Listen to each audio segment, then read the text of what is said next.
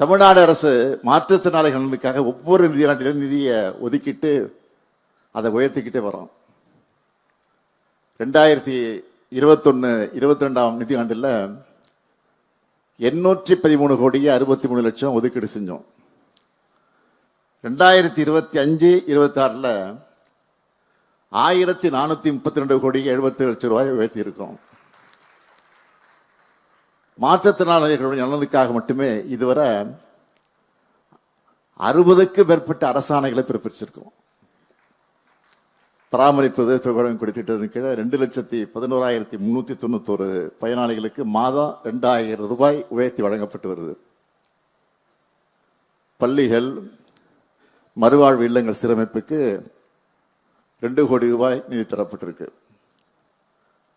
1.5 கோடி ரூபாய் செலவில் கூடுதலா ஒரு மாவட்ட மாற்றுத்திறனாளிகள் நல அலுவலகம் சென்னையில், வட சென்னையில் செயல்பட்டு கொண்டிருக்கிறது. சுயதொழில் கடனுதவி திட்டம் மூலம் அளிக்கப்படக்கூடிய 25,000 ரூபாயை அறிவுசார் குறைபாடுடையோர், புற உலக சிந்தனையற்றோர், தசை சிதைவு நோயால் பாதிக்கப்பட்டவர்களுடைய பெற்றோருக்கும் 15,000 ரூபாய்ன்னு நீட்டிச்சு ஆணை வெளியிட்டிருக்கிறோம்.